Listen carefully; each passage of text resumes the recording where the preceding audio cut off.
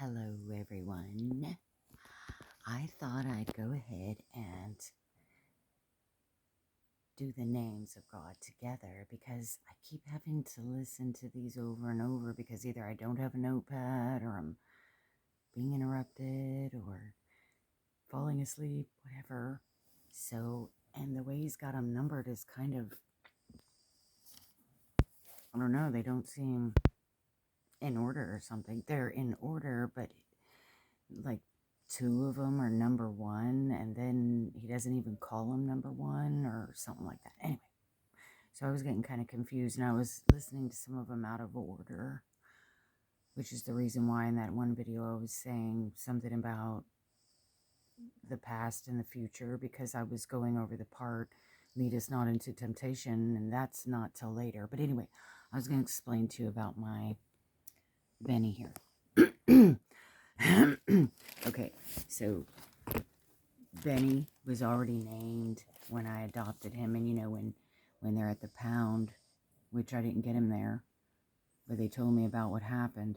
So I got him at a foster home, and they already had named him Bennett. At the pound, somebody had surrendered him, and they said that he was a stray, but the pound didn't believe them because they said that when they walked away, he watched them. So I guess in their experience, if it's your very own dog, your dog is going to watch you walk away. So they probably did that because there was something wrong with his eye, which I don't know if it was visible or not, but they told me that it was maggots. Now, whether he got maggots from being outside and flies laid eggs in the moisture, I don't know. Maybe he got into some trash that already had maggots, because you guys, I've had experience with, not them in my eye or anything, but I mean, like, I've seen them, like, and they can, like, disappear in a second. If you try to vacuum them, they'll, like, in the carpet and stuff. So, and then when you're done, you think you got them all, and they just appear. So even though they're slimy, I know this is a gross subject, I'm sorry. Even though they're slimy, they can penetrate an eyeball over time. So praise God, the vet was scheduled to be at the pound the next day. So I don't know how many hours he had to wait. And I don't know how long it was already in there. So many of them. So that's how. But if you look up the name Bennett, because they already named him that, and I kept it not even knowing what it meant, which is okay, because my first Shih Tzu, well, her name was Molly, but I got a boy, and again, airhead, or God blocked my eyes, because he can do that sometimes. Something that you know you would say no to, you would say yes, like the cat Angel. What was I thinking when I brought her home? I knew I had two puppies. I knew cats were crazy. But God blocked all that from my mind. See? I knew they're nocturnal. They could tear up your house as soon as you start going to bed, and they're just making a bunch of racket, getting all over the counters, all of that. She did none of that. If I went and took so much as even a nap, she went and took a nap with me. She never tore up anything in my house. Never jumps on the counters. So, or the table. I thought she was a Maine Coon after I was, you know, looking stuff up, because Maine Coons are kind of like, even though she's not big like a Maine Coon, but she has black leather, they call it black leather. So her muzzle is white, but she has a black nose. Her feet are white, but she has black paws, all black. Usually it's pink, right? If you're white, you're going to have a pink nose. But anyway, or if you got white furry feet, you're going to have pink pads. That's another sign of a Maine Coon, is they have black leather. They call it black leather on the pads and the nose. Anyway, Benny's over here sawing logs again. So God, yeah, blinded my eyes to that. But back to Benny is, and then she ends up being an angel. Like, and it took me like a few days. I'm like, there's something different about this cat. I mean, there's something that's missing. Because it didn't even dawn on me then, even still, that she was number one, good, and number two, that she didn't keep me up all night. If I slept all day and night, she'd be there, not even in the bed. She'll get up on the bed, but then she was like, before I go to bed. But then when I'm ready to go to sleep and go to bed, she just gets off and goes somewhere else. And then she trained this other little one, which a tortoiseshell calico, they usually are pretty good though, temperament wise. They're gentle, they're friendly, they're not destructive and stuff. So, but Benny here, with this, okay, so I had 4 Shih Tzus at once, and it was a family. It all began with a stray. I had heard of a Shih Tzu, but I didn't know what they looked like. I didn't even know what a pit bull looked like, y'all. But I had heard of a pit bull. But I mean, so Benny comes along, or I mean Molly comes along, and I already had a Yorkie. My mother did. I thought I loved that dog. I was like, that dog is so fun and cute, and I still didn't spoil it or anything, but you know. And I've had a Rottweiler before too. If any of you have a Rottweiler, Vom Vasterlink from that line, that's the one mine was from. He was a German Rottweiler. He was black and mahogany. He was already trained in German. He was 4 months old, but yeah. Oh, so anyway, yeah, because he didn't get bought, so he was ended up being 4 months, and they ended up going ahead and training him in German. So I forgot what I was going to say about that, but there's a lot of stories about him. So, but anyway, yeah, this Shorkie I had. Then this Shih Tzu came, and my mother and I weren't even at home, and my stepdad let her in, and we had that dog and the Yorkie, and she was kind of in a bad looking hair-wise, and so I trimmed her up, and she was itching. Then I took her to the vet, and they said she's a Shih Tzu. Well, I didn't pay much attention to her because, so anyway, over time, and I thought she was the ugliest dog I'd ever seen.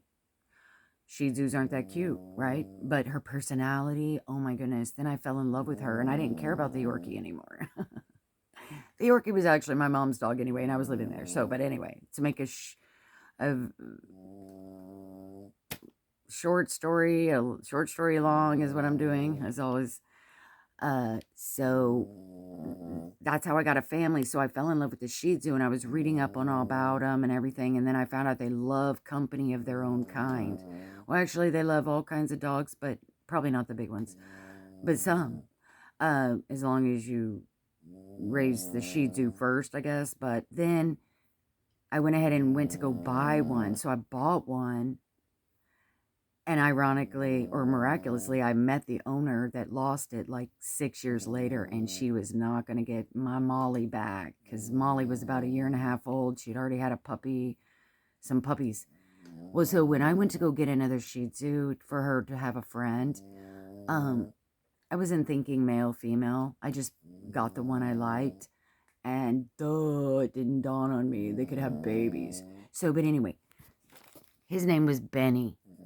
I did name him Benny, and this is why his name also, okay, so his name was Benny, it wasn't Bennett, but they named him Bennett, and you can call him Benny for short, so I was like, this is from God, and his name means blessed by God, or beloved of God, okay.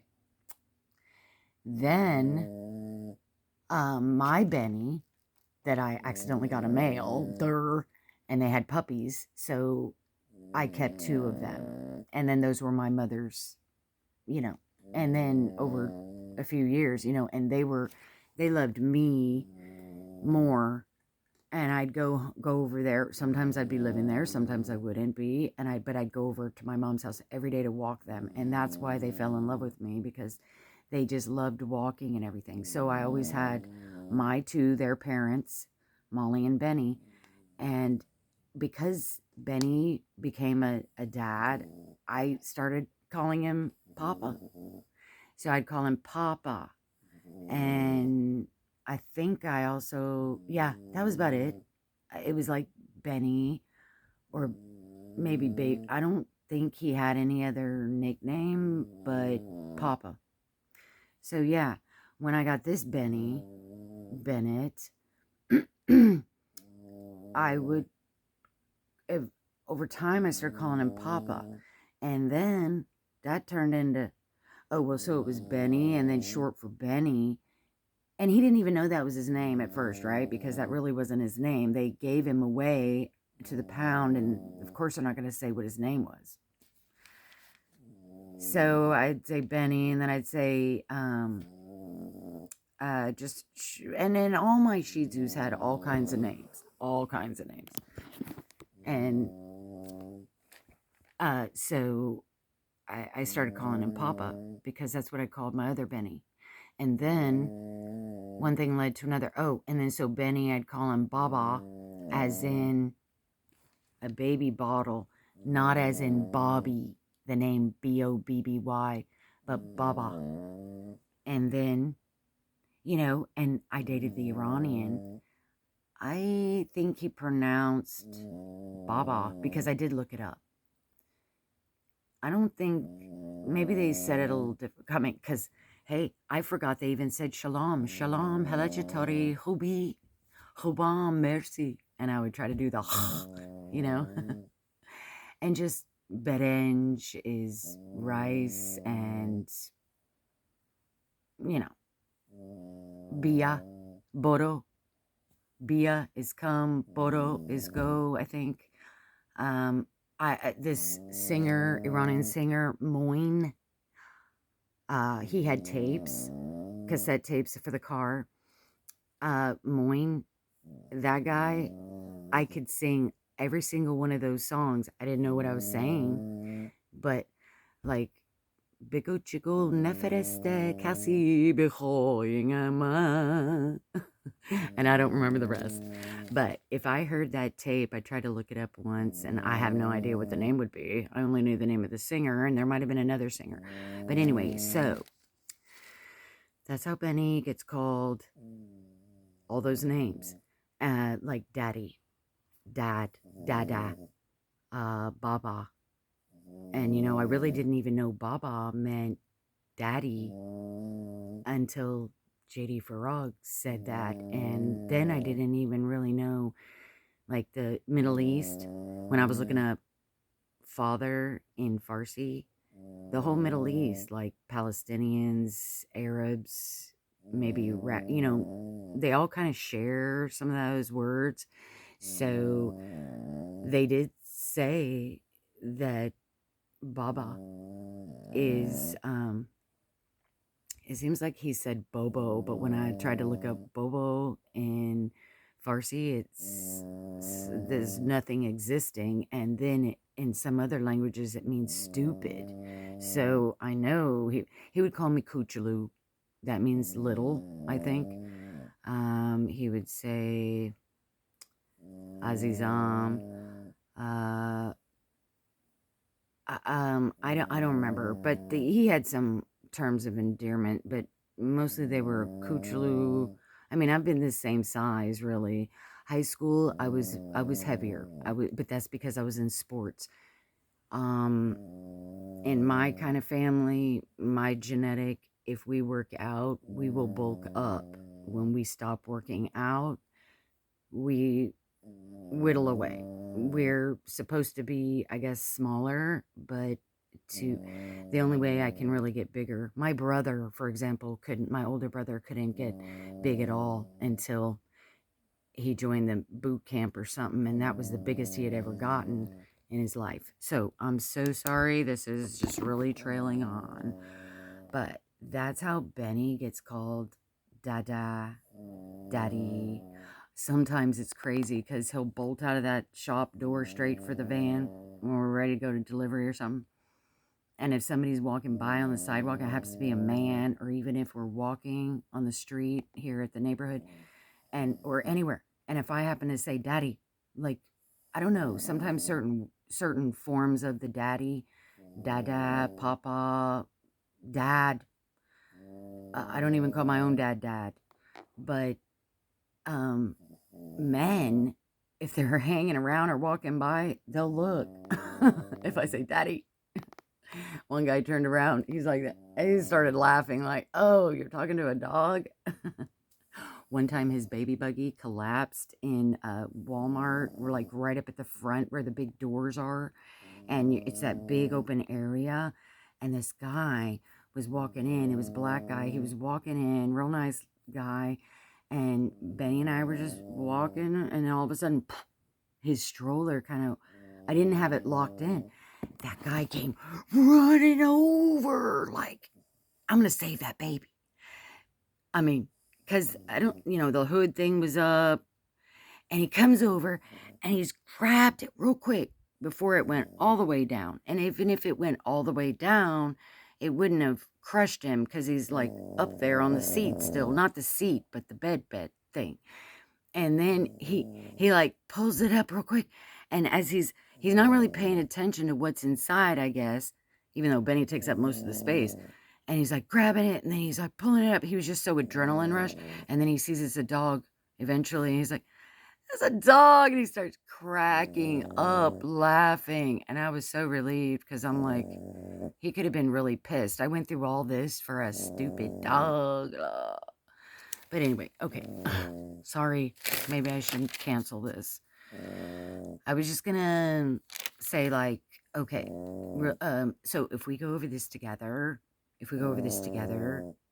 and then the next night I can go over the next line, if, and then maybe recap this. But,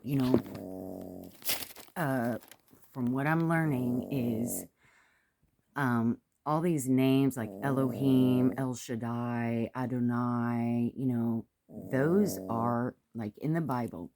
And he even gives some scripture so you can double check it. So sometimes when you're reading the Old Testament, it'll have Lord in capital L lowercase. Other times, Psalms a lot, it'll have Lord in all caps. Do you know what that means? Lord in all caps means Jehovah. Okay. Jehovah is the English translation from Hebrew is Yahweh. So they're the same thing. That means daddy. It means Abba. Okay? Like Jesus. Okay. Jesus said, call him Abba. He didn't say that, but there's Bible verses where he says, where we cry Abba, Father. Okay, so, but El Shaddai, Elohim, all those others that are in lowercase, Lord, capital L, because it's God, like Emmanuel. Emmanuel is capital L, lowercase. It is God with us. Okay, well, that's a fact. He's the creator of the world. He's the creator of all humans. He is God. And all of these names mean God in a special character of his name, but they're lowercase because they are all a fact. They're all true. He is God, but that's it. Kind of like when you're unsaved. It's just God to you. He's just your creator. He's not your father. Now, when it's uppercase, all uppercase, Lord, it means Dada. It means Abba. It means Father. You are in a covenant. You are saved. That's his covenant name. Okay. Jehovah is Yahweh in Hebrew. Yahweh is Hebrew. Jehovah is Yahweh in English. So that means Abba. That means daddy. That means like when Jesus said, Abba, Father, if it be your will, let this cup pass from me. He was basically saying, Daddy. Okay. And he added also Father to it because that's Greek. Well, anyway, I haven't really gotten there yet. But so when you hear these songs like Amy Grant, El Shaddai, El Shaddai, El Yonkon Adonai. Okay, age to age are still the same. Okay, that's all good, but we don't need to call him those names when we pray because we're in a covenant. So we call him Jehovah. And I don't know if this guy has given all of his Jehovah names, but there happens to be 8 of them. Okay. And I'll just kind of read from my notes because this time they're halfway in order. I may not be able to read them very well, but so let's see. The Sermon on the Mount, okay? That's when Jesus gave us the Lord's Prayer when they asked him. So the Sermon on the Mount was the first time of all time Jesus is telling the disciples, whom are individuals, they're individual men, he's telling them, pray that this is your father, your personal father. But in history past, and that was shocking to them, see, because God was God. They also knew God was Father, but in those days, God was the Father of Israel. Everybody knew him as the Father of Israel, a nation. And Israel was considered and called the Son of the Father God, okay, which was God's son, Israel, and Israel, the nation, the people in there could call him Father, but never were they even thinking that they could call him personally as their own personal father, right? Okay, so that's what he was explaining. So then the Sermon on the Mount, he's informing them that they need to call him their very own personal father, and that, why was I saying that? Okay, names apart. Okay, Isaiah 52:6 to Israel. Okay, that's the backup verse, I guess. Isaiah 52:6 to Israel, not to anyone else. It was only Father to Israel. Now, he was God to the whole world, but he had a covenant, see? He had a covenant with Israel. So the nation could call him Father, but not the whole world. Only Israel could call him Father. And then, but they had never been able to do it individually. So Jehovah is the redeeming, covenant-keeping name of God. See, it's a covenant-keeping. He keeps the covenant. That's what the name means. Covenant hyphen keeping. He's a covenant-keeping character. This is a name. It's the name. It's the character of the name. It's the definition of the name. He's a redeemer. That's Jehovah. He's the Jehovah means this defined. The definition of Jehovah is the redeeming, covenant keeping, covenant hyphen keeping name of God. So you have to be in covenant with him in order to call God Jehovah, which is Abba, which is daddy in English. And then, yeah, only ones in a covenant relationship. So again, those are all caps, Lord, Lord, in the Bible. When they are in all caps, it is speaking to Israel as Father, or it's speaking to, yeah, so, and to us. Okay, so he gives the verses of every time these names were mentioned, like maybe the first time. So,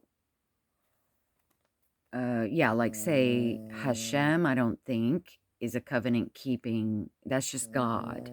Adonai is just God, okay? It doesn't mean he's your creator, but he's not your father, right? Because he's God. I say God all the time. And he's really not. I mean, he is God, but he's my father. I need to be saying that. I need to see Daddy, Abba, Baba, something else. I call my own dog Daddy. And I don't even call my real daddy, I call my earthly daddy, daddy. And I don't even call my father Daddy or Abba. I just realized that. That's not very good. So, Jehovah Jireh, this means God provides. That's in Genesis 22:14. Okay, so this guy was giving us some examples. So, as you can see here, Jehovah Jireh means God provides. What if you need some provisions? So this is how he's saying it. He's saying, well, when I need a provision, I call him Jehovah Jireh. And this is all about hallowing his name, which I should have explained that.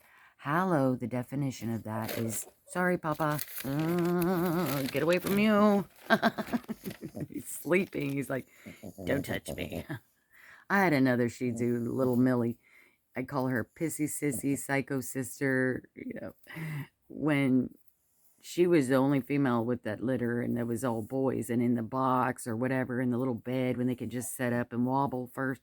If any of them little boys bumped her, she would have, ow! She didn't want to be touched. Even when she got older, you couldn't pet her lightly. You had to kind of like pet her a little, not rough, but just firmly, because she's like, maybe she was ticklish. Anyway, so maybe he's like this. Hallow means set apart. So when it says hallowed be thy name, it's hallowed means his name is set apart. You need to set apart each one of his names for your needs. So provision. So this guy was saying provision or healing or this or that. Okay, so it means appropriate. You need to appropriate his names. You need to hallow them. You need to set them apart. Okay, you need to appropriate them. It means set something apart for a specific use, which his names are, like Jehovah Rapha, Jehovah Rohi, Jehovah Nissi. Those are set apart for a specific use or purpose, and they're all in the Bible verses where he once used them. God has specific qualities and characteristics that are meant to be used or appropriated for specific needs, but only if you're in a covenant with him, if you're saved. So this guy is giving examples like, okay, well, when I need healing, I say blah, blah. Well, I got to thinking, oh my goodness, guess what?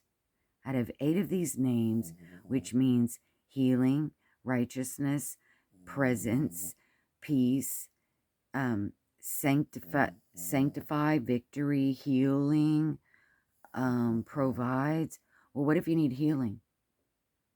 Not only do you need healing, you need his provision for those doctors to heal you or whatever to send you. You need his shepherd. You need him to shepherd you to them. You need him to be there, be present. You need his peace. You need you need him to set you apart, to be set apart, who makes us holy, set apart. That's Jehovah Mikadesh. Okay, victory. You need victory.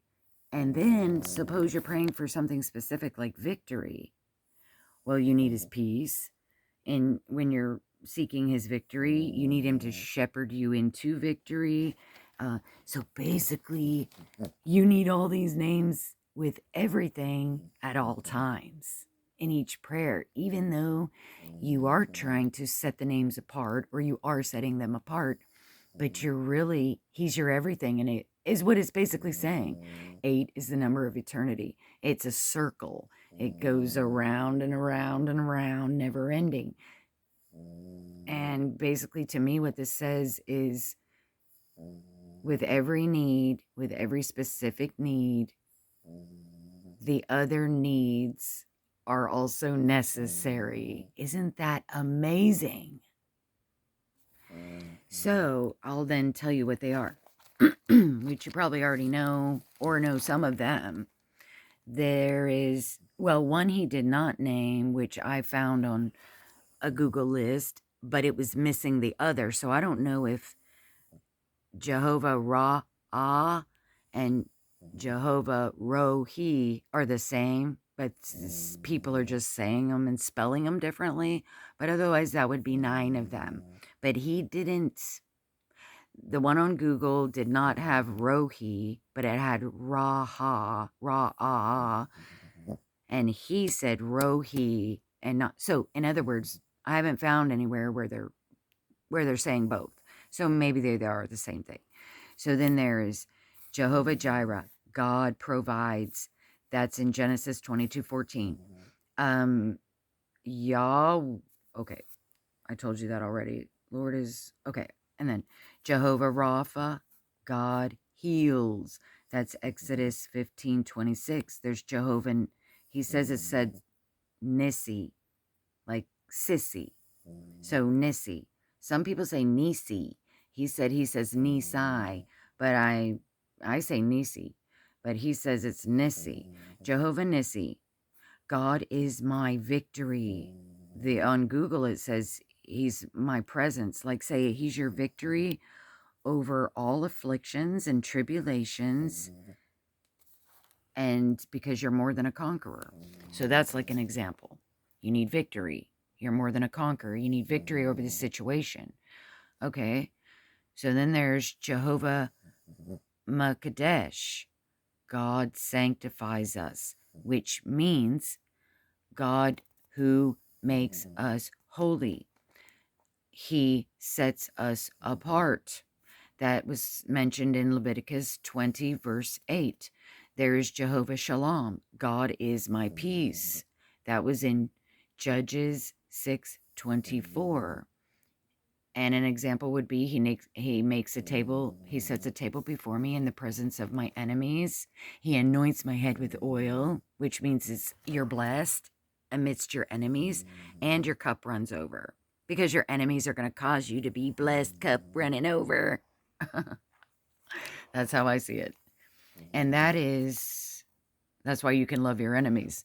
You're like, thank you, enemy. Because God is now going to bless me because what you did. Then there's, I said that. So Jehovah Makadesh, God sanctifies, sets you apart, makes you holy. Okay? That's an action. That's not even really a characteristic. The characteristic of that name is God sanctifies us.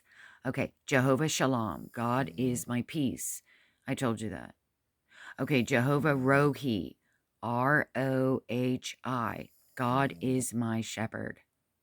Psalm 23, verse 1. And this is going to be in all caps. Lord. That means Jehovah. And God is my shepherd. When you don't know, this is an example of when you're asking for that specific character, you're setting apart that specific character name for your daddy, is when you need, for an example, when you don't know what to do. Lead me, Jehovah Rohi, my shepherd. Lead me, and light my path. You are a light unto my path. Lead me, guide me. So that's shepherd. If you need specific, so we need to set him apart. Hallowed means set apart. So hallowed be thy name. Set apart be your name, Father, because his name is many names and they're all one. I mean, right? You could look at it like that. So shepherd. Jehovah, this was the one I couldn't really say. Tziku. Wait a minute. To Sikanu. Sikanu. To Sikanu. So Jehovah to Sikanu is God is my righteousness, and that is Jeremiah 23. 23, 5, and 6, and that's basically Jesus. That's Jesus to Sikanu. So he says he usually starts out with hallowing his name, Father, separating the names. He usually starts with Tsikanu because Jesus is the reason for it all. He's the reason we're in covenant with Jehovah and now can call him Jehovah Abba, right? So Tsikanu, Tsikanu, God is my righteousness. You say, our Father, Abba, who art in heaven. Well, I mean, we all know it by heart, and it's a template, so as you're saying it in your mind, you say, my Father, Jehovah, wait a minute, what did I say? Jehovah Tsikanu. So you're saying, you don't even have to say my Father, because your Father is Jehovah, Abba. You're saying Abba, Daddy. It's different than God. It's different than, like, I think Jehovah means Abba. No, wait a minute. Well, in Hebrew, it is Yahweh. Jehovah, that doesn't sound very English. I might be wrong on that. I don't even know if he said that. I don't remember. Maybe my notes are bad. But Jehovah, I don't think that sounds very English. Maybe that is Aramaic. He says it's not Arabic. Arab. It's not Arabic. It's Aramaic. And it's Jesus fluently spoke Aramaic. And that was his first language. But he knew Hebrew because he was a rabbi. And he knew, you know, on the sign on the cross, it was in Greek. Oh, Greek was the language of the world. Hebrew was the language for the Jews and the rabbis. And then Aramaic was the language where they were. I guess because the Romans, that was their language. Or was it Greek? Well, anyway, so it was in all three. Remember the sign above his head on the cross? But he most likely spoke Aramaic, which I don't know if that's a nationality. I haven't Googled it or anything. I don't know if that's a nationality or what, but it's not Arabic with the B, okay? So Aramaic is probably Jehovah, and in English, for us, English, in French it'll be different, in German it'll be different, you know. So, but for us in English, I think it's Daddy. So you're going to say Daddy Tzikanu. Daddy, my salvation. Thank you for Jesus. You are Jesus. Thank you.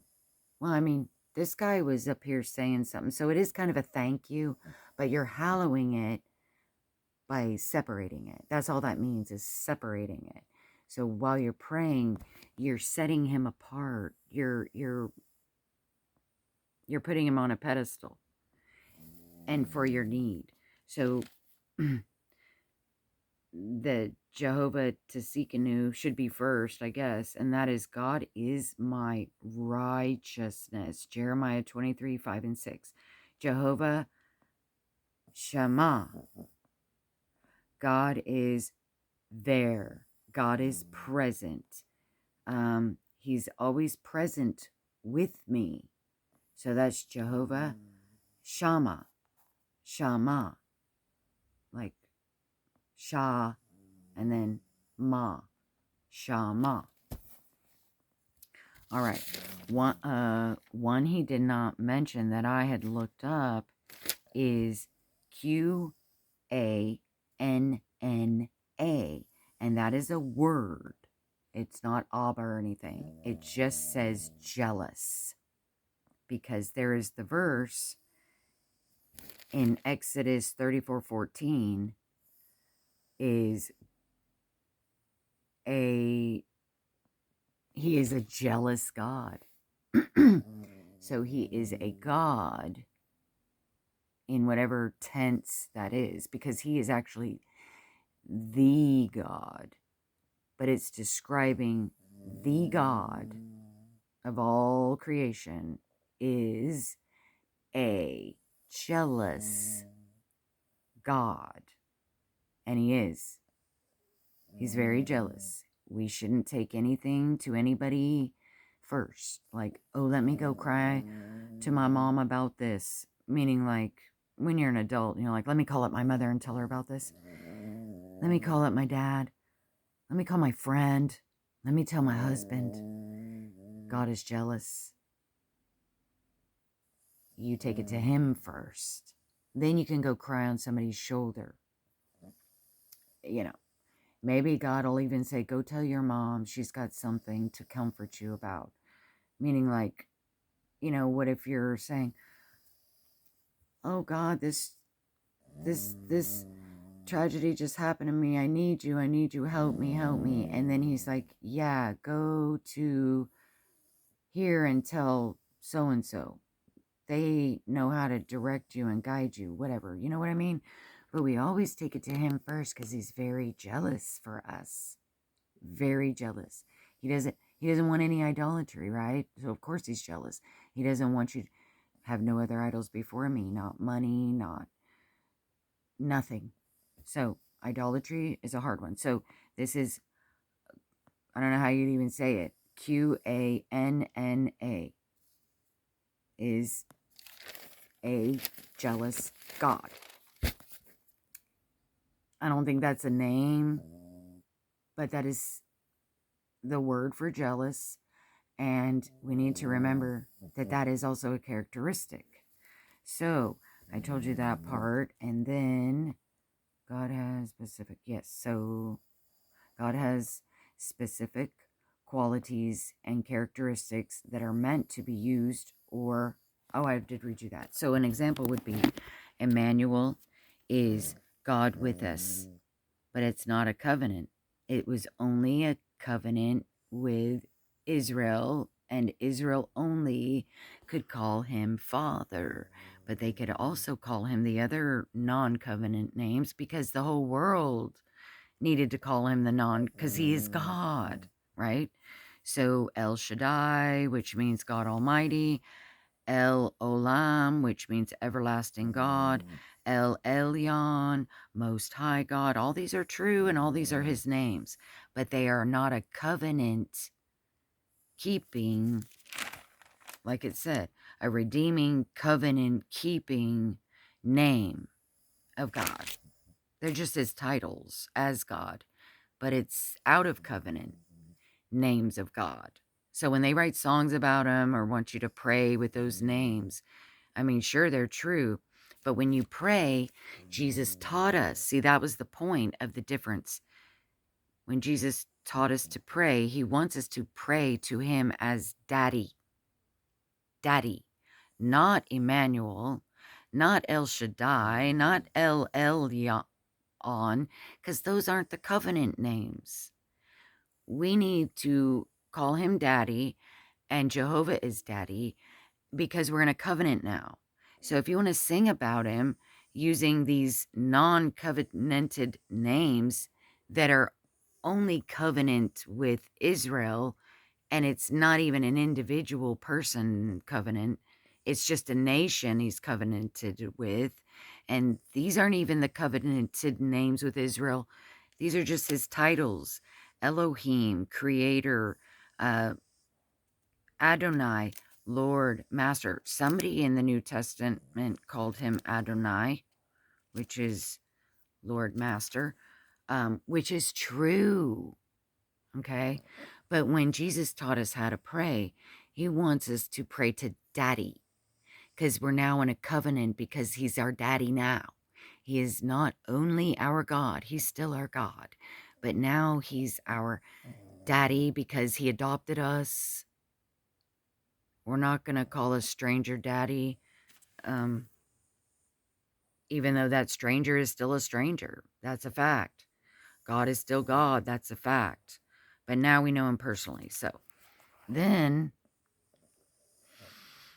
yeah, Romans 8:15, whereby we call him Abba. Jehovah means daddy, papa, baba, Abba, and that is Aramaic. It's the language he spoke fluently, regularly. Well, he spoke them all fluently because he's God, but I mean, he spoke Aramaic mostly. And you know, the Bible is written in Greek, Hebrew, and Aramaic.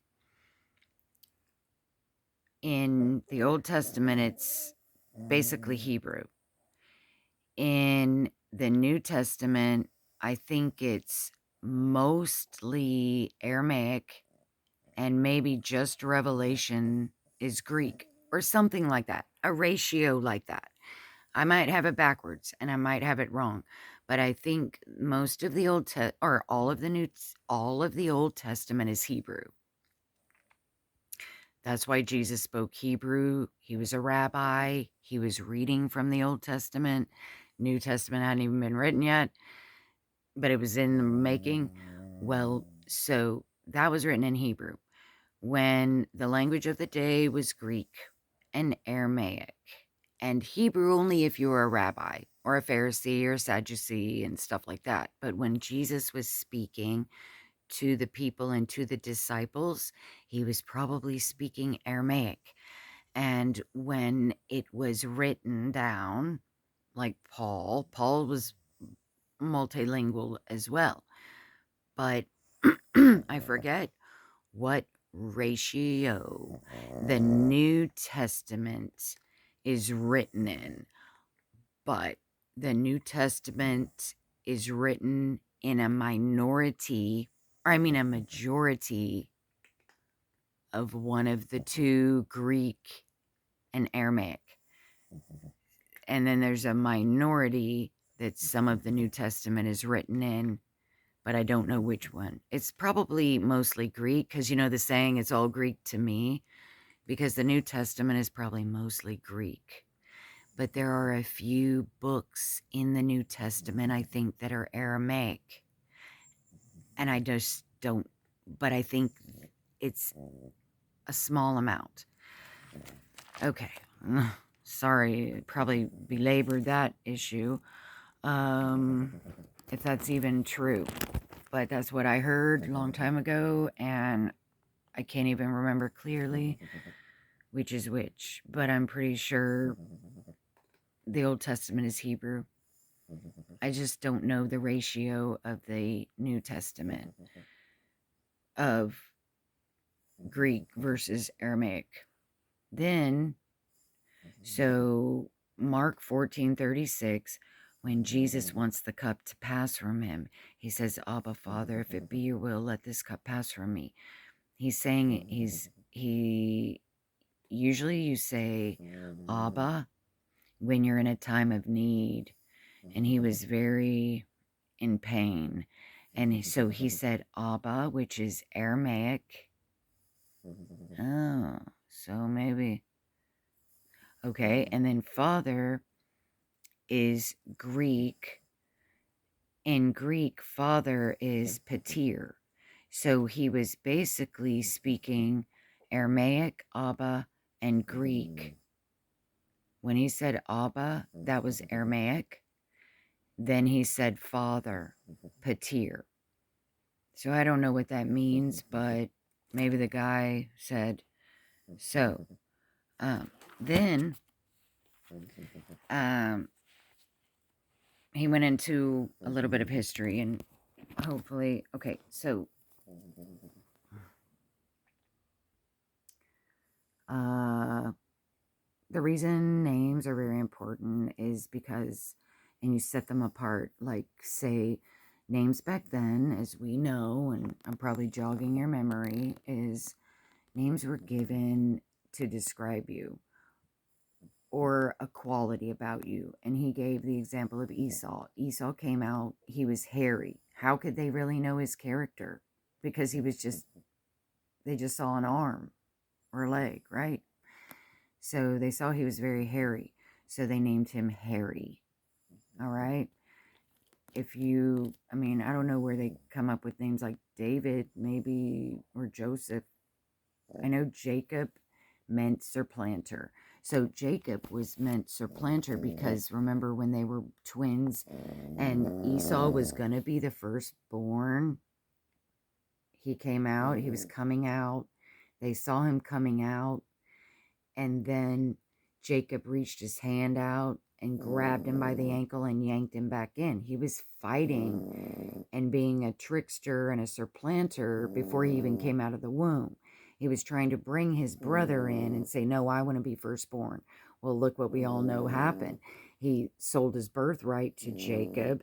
Jacob kept trying to get to be born first. And I don't remember, I meant to read it again, but was Esau eventually born first? Because I remember then they had to like tie a red string around somebody because they kept going in and out of the womb, right? And fighting. Even she said, what's her name?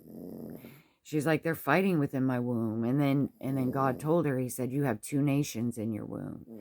And so anyway, Jacob, they named him supplanter. And they even said, name Jesus, Jesus. The angel told them, name Jesus, Jesus, because his name means the Lord is salvation, meaning God, your creator, God is salvation. And your covenant-keeping father to Israel is Jesus' salvation. Okay, so that was an example because he grabbed Esau's ankle. And then Jacob was, so when Jacob then went through all that, and then he tried to come back, remember, and he knew Esau wanted to kill him, so he brought it, but he's trying to come back home. Well, while they're waiting and camped out, waiting to meet Esau to see what kind of mood he's going to be in. Oh, she's coming in. So, from her she shed.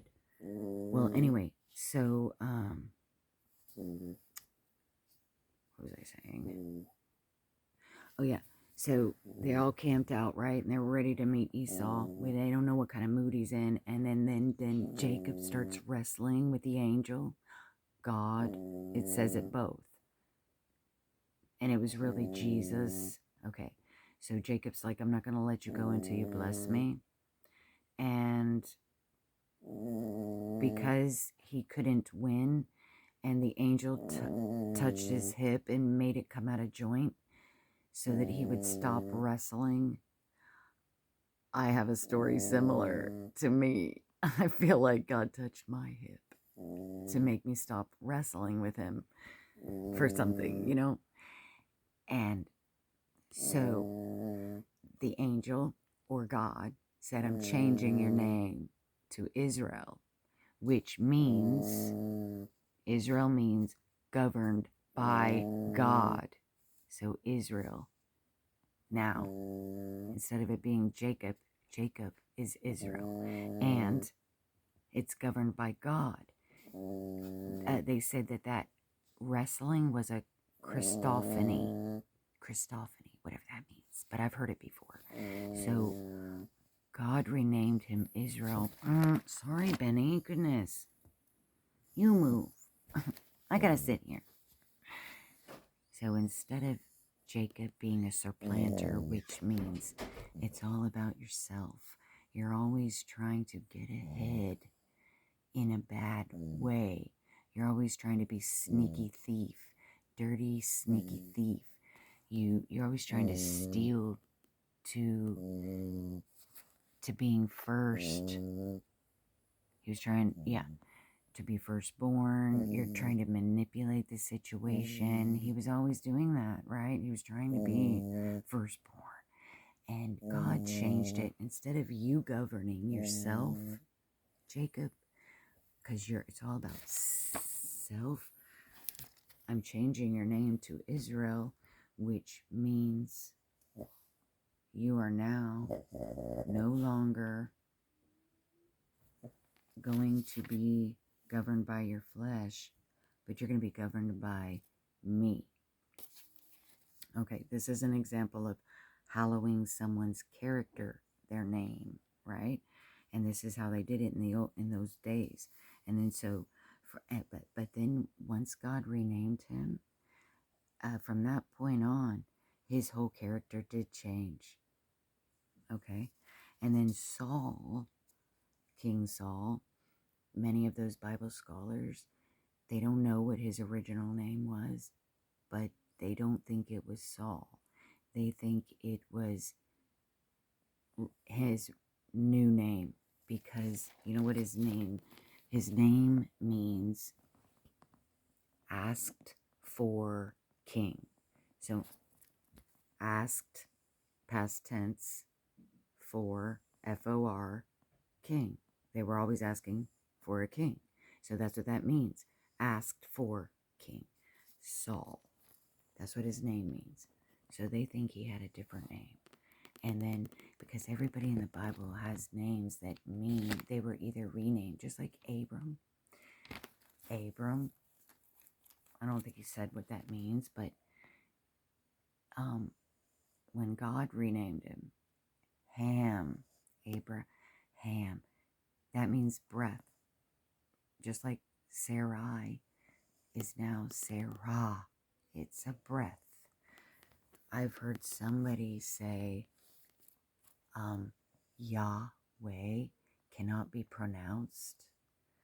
You know why? Because it's a breath. You know what they say how you pronounce it? This is how you pronounce it.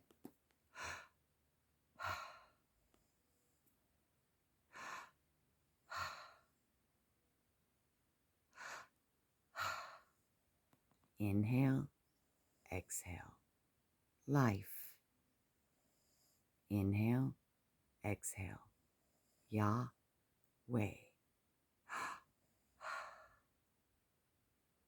Breath of life. He breathed life into Adam. So, Yahweh. And where was I going with that? So, let's trade places, Benny. So I was talking about Yahweh. Sorry, Papa, get over here. Oh. What was I saying about Yahweh? Okay, so Saul, he's called the asked for king. Then Jesus, they told him to name him Jesus. He's called the Lord of salvation. Okay, to know God's name is to know God. We will know his power if we know his name. Yes, what now, Babas? Go get your dinky. From this point, oh, where am I? To know. Yes, so to know God's name is to know God. Isn't that true? Like, you have a husband, you have a wife. They didn't write a book, but don't you know them? You know their name. Don't you know their character? That's why you wanted to marry them. So I don't understand why people don't know God's word, because that is him. That's his book. That's how you're going to get to know him. And now, if we knew how to do the Lord's Prayer, we would also know his names. We would know the names of his character. I know his word can help us with the names or his character, but he says in the Lord's Prayer that he wants us to name him by names and hallow them, put them set apart. Separate his names and name them, and hallow. Separate means set apart. Set apart, Father. I'm going to set apart your names. Hallowed be thy name. It should be names, but he says it's name. Set apart your name. Oh, yeah. But he has many names. He has 8 names or more. And then for whatever need, for his character, because he's a saving God, he's a healing God, he's a peaceful God, he's a there God. So we need to separate him and set him apart and to know him is to know his name, okay, and his character. And it makes sense because many of even us don't even know his character. We don't even know his character because we don't know his name. We don't know his names. We might read about him, but we need to call him by his name because he says, hallow it. Set it apart. That's what hallow means. Set my name apart. And his name is Jehovah. Because we're in a covenant. His name is Jehovah Nisi. His name is Jehovah Shalom. Okay? So this is why it's so important. And then if we say each name is necessary every single day. And he says, give us this day our daily bread. So every trait of one of his names, Jehovah, we need it every day. So we need to set it apart every day by name. I mean, see what I mean? How it's important, how it's all fitting together. It says, hallowed be my name. Set apart be my name. Set my name apart. And he has 8 of them. And all 8 are necessary. So the guy says it takes him 20 to 30 minutes just to get through the names. Because you're asking each name of God's character. And then, so how can we even know him if we can't even know his name, much less his word? If we don't even know his word, we don't know his names, we don't even pray daily in the order that he told us in that format, we're all screwed up so bad. If we prayed this every day, we would like breeze through the fires and trials in peace. Even though they'd be painful, we'd at least have peace. I used to say to him in my tribulations, I'd say, God, I could get through anything if I could just have your peace. Can I at least have your peace? You know, the peace that passes all understanding, and that it's not, I take that back. Jesus, in those blessings, you ever heard that, it's an old-timey phrase, they'd say, God, you can stop blessing me now. Because blessings, when you say God bless you, you're not always meaning it. I mean, you could say that to an enemy and say God bless you, because it doesn't always mean fun and fluffy. Sometimes blessings hurt, kind of like tough love, you know?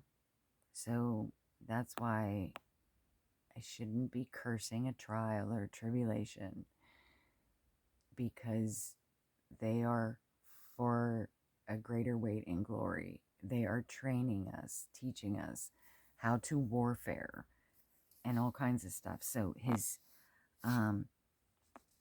he reveals himself through his names. Okay, and I was going to give you guys a couple verses just for my own personal. It's not from him, but he did say that we need to remind him of his word. So that reminded me of 2 verses. And one of them is the verse that I had to look up. He didn't tell us, but he said, when you quote his word back to him, it's not because he forgets. You just remind him. It's flattery. It's like, look, God, I'm repeating what, isn't it flattering to you when someone repeats what you told them, taught them, showed them, and they say, oh yeah, I remember that. I'll never forget that. I remember that, you know, and they quote it back to you. It's flattering. So this is the verse. Isaiah 43:26 says, remind me. The King James is like, I forgot, but it's kind of like remind me. Put me in my remembrance. Put me in remembrance. God is telling them. Now, Isaiah 45:11, this could be tricky. is Isaiah 45:11. Command me. Command ye, Y-E, me, capital M-E. Command ye me. God is telling them, command me. Command me to do it. Isn't that a good one? I'm not saying we can command God, but I think the point, you can go read it yourself, was, darn, I can't remember it, but I'm not saying he's being sarcastic, but he's kind of saying, I dare you, in that, whatever, in that context, in Isaiah 45:11, he says, command me. So he's kind of daring you to believe that he's going to do what he says. Maybe that's it. And then Ephesians 4:32, I just wanted to remind everybody about Ephesians 4:32, that what is that? Some kind of light, kindness, and compassion. Those are the only two ones I wrote down. But it's kind of a list. We're supposed to be compassionate and kind. So, my earlier video today, people like that's what you call a bad character. Character is your responsibility. He likes being bad, having a poor character. So Ephesians 4:32, and I'm sure many others, that's the kind of character you're supposed to have. The personality is entirely different. You'll never change that, and don't try to be somebody you're not, because that is what God gave you, is your personality. So like it, love it. That's your personality. But if you take that personality and, like, say Hitler has the personality, right? But he used it for bad, and the weaknesses and strengths of his personality, like say maybe his personality was being a leader of some sorts. If that's kind of clumped into personality, he took that personality and he fed his character in an evil way. Okay? I can almost see myself getting tired, like right before my eyes. So the character is your responsibility. If you want to be a jerk, that's a bad character. So, and I'm sure there's many Bible verses on character. So that's what you have to train yourself in the Bible with your character. Now, sometimes we have been in the world for a while and we can't tell the difference between what is our character and what is our personality, because they seem to be meshed together, so that when you're trying to separate yourself from the world, you don't know what is really you, as in your God-given personality, and you don't know what is bad character. But no fear. That's the beauty. Actually, the harder it is to tell the difference, and the more meshed together they are, it's going to be a bigger miracle, because with that transforming, which shouldn't take very long, really, in a case like that, in my opinion, it's more beautiful that way because you see the old things dropping off. Some things are super obvious that you know are bad character, of course. But then there's some other things that you won't really be able to be sure, is that poor character or is that my personality that has been corrupted, right? Because he gives us our personality, but the bad character will corrupt our personality. And especially when you're in the world, sometimes we're trying to be somebody we're not, right? We all have done that. And then so your personality has been stuffed down because you were pretending to be somebody you're not, a different personality. So anyway, that's actually more beautiful of a transformation because it's just so screwed up and messed up and jumbled up that it would only, and then just the unraveling of it when you're learning God and your relationship, and some things fall off quickly, and he just walks you through, he gently walks with you and through it all with you to start separating it, and he'll start pointing out, magnifying the things you had suppressed, or meaning the personality. And you know, a funny thing is, I said once, I'm like, God has multiple personality. It's not a disorder either, but he does. He has multiple personalities, and so do women. And it's not a bad thing, like the world says. If God created every single one of us, he's part of us. We are part of him. We're either his creation or we're his child. We're either adopted or we're not adopted yet. We're still in his image, and we're still his creation. And so if you have a personality, I have a personality, even animals have personalities. They're from him, and they're all different.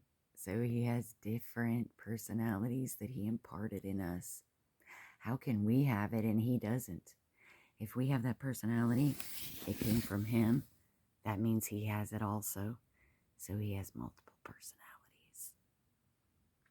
And yeah, I haven't defined the word specifically, but yeah, sometimes, I mean, maybe I'm thinking of moods, but I mean, I don't know, women, maybe you're different around your children than you are your friend. And all of us, like even without kids, you might have a different way around one friend, and the other friend you're a little different because that friend is more of, maybe you guys have fun together. And this friend, you're more serious. You talk about serious things. This other friend, you're just kind of this or that. You know, maybe that's kind of a personality thing. So, but anyway, I love you guys. I'm sorry if I rambled too much. And have a wonderful day in the Lord, evening or whatever. And if you wrote any of these down or looked them up or listened, I'll link the video. And then life would just be so much easier to me on this earth, in my opinion, if we do it this way, his way. And we might have more peace in the fire, more strength, more, especially while we're taking this much time to say each one of his names for each one of the needs that we have. And then we'll go down the list of the rest. Okay.